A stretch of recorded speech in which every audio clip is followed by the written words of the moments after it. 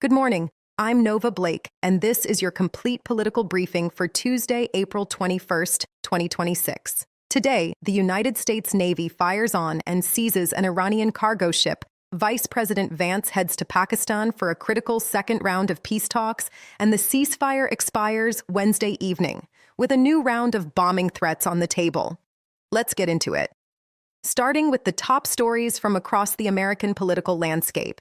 The United States Navy fired on and seized an Iranian-flagged cargo ship on Sunday, April 19th, in a direct escalation of the naval blockade of Iranian ports. The guided missile destroyer USS Spruance intercepted the vessel, named the Touska, in the North Arabian Sea as it attempted to sail toward the Iranian port of Bandar Abbas at 17 knots.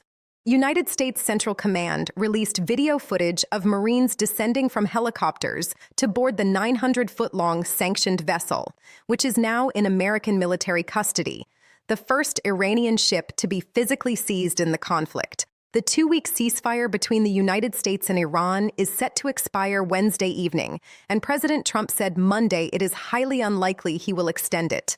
Vice President J.D. Vance, along with Special Envoy Steve Witkoff and Jared Kushner, departed Tuesday for Islamabad, Pakistan, to participate in a second round of direct negotiations. But Iran's foreign ministry stated as of Monday that no decision has been made on whether to send its own delegation. Iran's parliamentary speaker, Mohammad Bagher Ghalibaf, sent a direct warning Monday, saying his country will not accept negotiations under the shadow of threat, while simultaneously acknowledging that Iran had received fresh proposals from the United States and was reviewing them. President Trump issued sweeping new threats Monday, warning that if Iran does not reach a deal before the ceasefire expires, the United States will knock out every single power plant and every single bridge in Iran. Trump posted the threats on Truth Social and reiterated them in a phone interview with a reporter, saying lots of bombs will start going off without an agreement. Iran's military command responded by warning that any attack on civilian targets would trigger much more devastating and widespread retaliation. Iran's forensics chief confirmed this week that approximately 3,400 people have been killed inside Iran since the United States and Israel launched the war on February 28th. President Trump's approval rating has hit the lowest point of his second term, according to a new national poll released Sunday.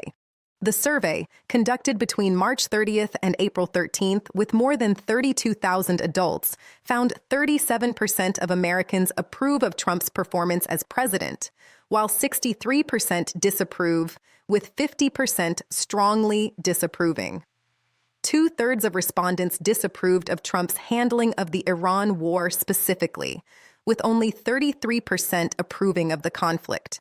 Among Republicans, 26% said they disapprove of Trump's management of the war, notably higher than the 17% who disapprove of his job performance overall. The Justice Department removed the career federal prosecutor leading the criminal investigation into former CIA Director John Brennan after she resisted internal pressure to quickly bring charges. Maria Medeiros-Long, a veteran Miami federal prosecutor, notified defense attorneys on Friday, April 17th, that she was no longer on the case after expressing to DOJ leadership that she did not believe there was sufficient evidence to support a criminal prosecution of Brennan. The DOJ announced Monday that Joseph diGenova, a conservative attorney and former Trump personal lawyer, will take over as lead on the case, which is now reportedly being expanded into a broader inquiry using a Florida grand jury overseen by Judge Aileen Cannon. The Department of Justice sued 29 states and the District of Columbia over their refusal to turn over voter rolls, as Assistant Attorney General for Civil Rights Harmeet Dillon revealed Sunday that the department has already identified at least 350,000 deceased people on voter rolls from 60 million records reviewed so far. Dillon also said approximately 25,000 people with no citizenship records had been referred to the Department of Homeland Security. Separately, Dillon sent a letter to Michigan officials this week seeking 2024 election ballots and records to investigate alleged election law compliance violations, a request that Democratic state officials called baseless. a new report confirmed that 29 people have died in Immigration and Customs Enforcement, or ICE, custody since October, the start of the federal government's fiscal year, surpassing the previous annual record of 28 deaths set in 2004. The record was reached as ICE continues to hold more than 60,000 people in detention facilities, nearly twice as many as before Trump's return to office. The death toll is drawing scrutiny from civil rights organizations and congressional Democrats, who are calling for oversight hearings into conditions inside ICE detention facilities. The war powers clock for the Iran war reaches its 60-day statutory mark on April 29th, 9 days away, and the congressional debate over whether to formally authorize the conflict through an authorization for use of military force, or AUMF, is intensifying. Republican Senators Collins of Maine and Tillis of North Carolina repeated their positions this week that they will demand congressional authorization or a credible exit plan after April 29th. Senator Lisa Murkowski of Alaska continues working on a bipartisan AUMF proposal. The administration's Iran war supplemental funding request, estimated between $80 billion and $100 billion, has still not been formally submitted to Congress. Oil prices jumped more than 4% Monday after news of the Iranian ship seizure and uncertainty over whether the ceasefire will hold beyond Wednesday.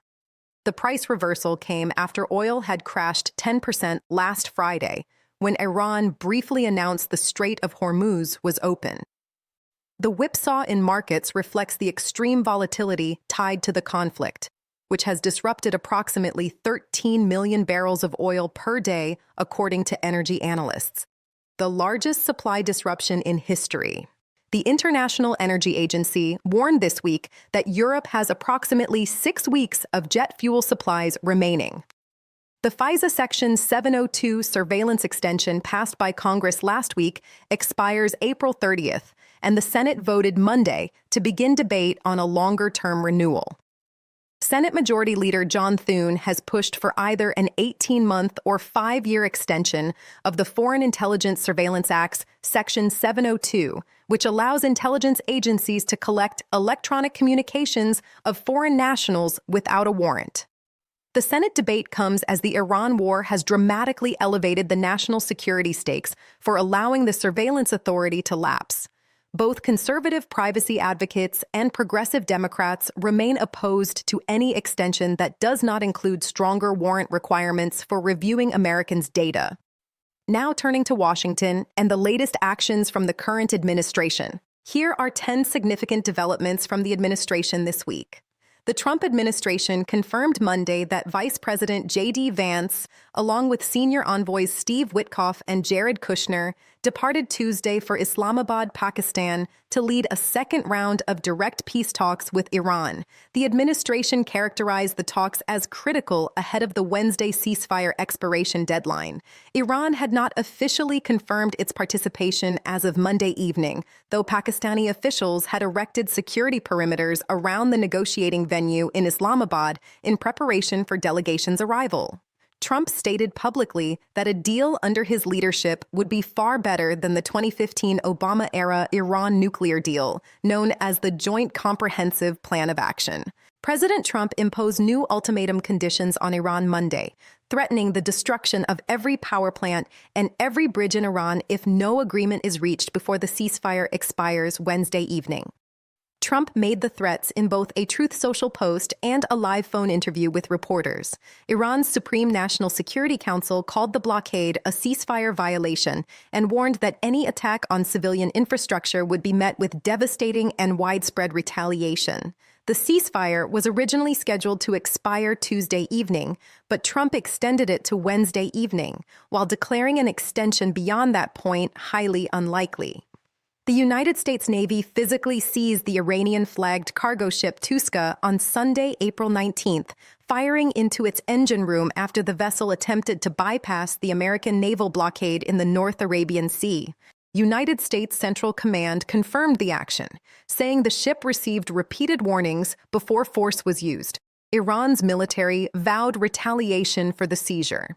The Touska had recently transited through Malaysian and Chinese waters before its attempted run to the Iranian port of Bandar Abbas, and analysts noted its cargo remains unknown.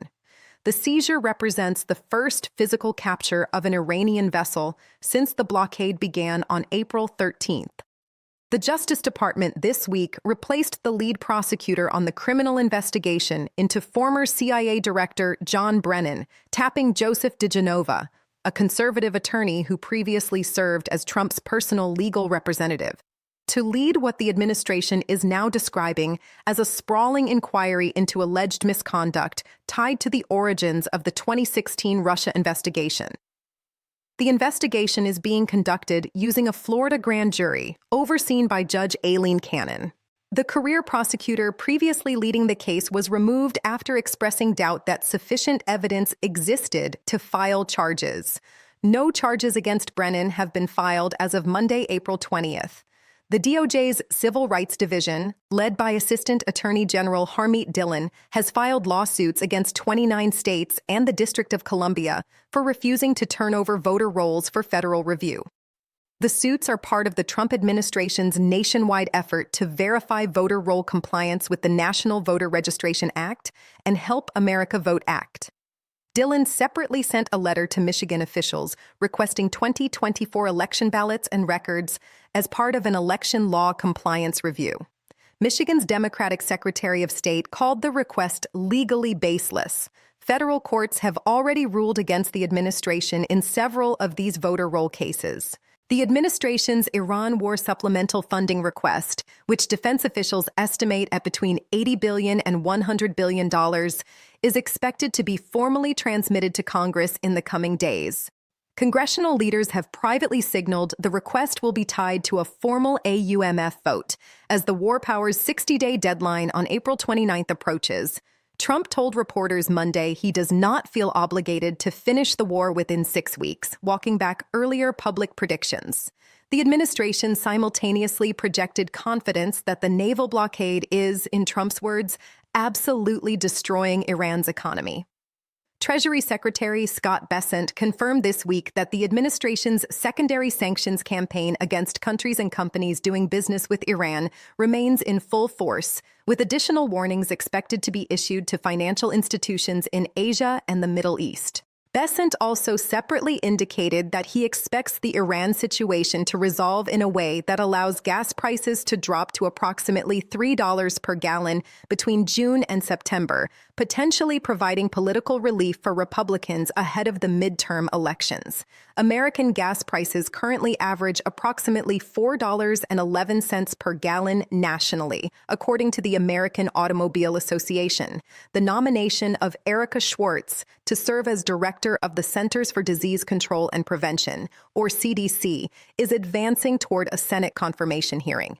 Former Surgeon General Dr. Jerome Adams described Schwartz, a retired Coast Guard Rear Admiral and former Deputy Surgeon General, as a strong pick who brings needed credibility to the position after nearly a year of vacancy.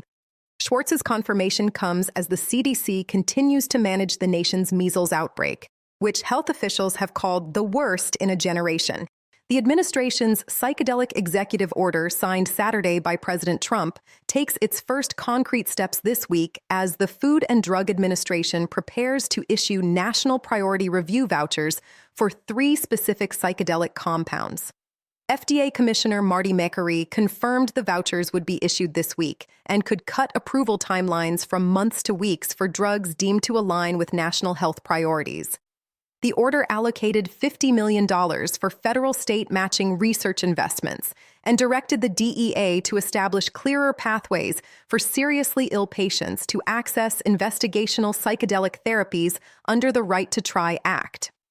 The DOJ, under Acting Attorney General Todd Blanche, also moved this week to advance the administration's retroactive effort to fully erase the seditious conspiracy convictions of 12 Proud Boys and Oath Keepers leaders who participated in the January 6, 2021 Capitol attack. The appeals court in Washington has not yet ruled on the government's motion to vacate those convictions with prejudice. Separately, Blanche's DOJ issued guidance this week to federal prosecutors indicating that the Trump administration's view of which cases warrant prosecution will prioritize those aligned with the president's stated enforcement priorities. A directive that drew concern from legal ethics experts about the politicization of prosecutorial decision-making. That's your full briefing for Tuesday, April 21st, 2026. I'm Nova Blake. Stay informed, stay ahead. We'll see you next time.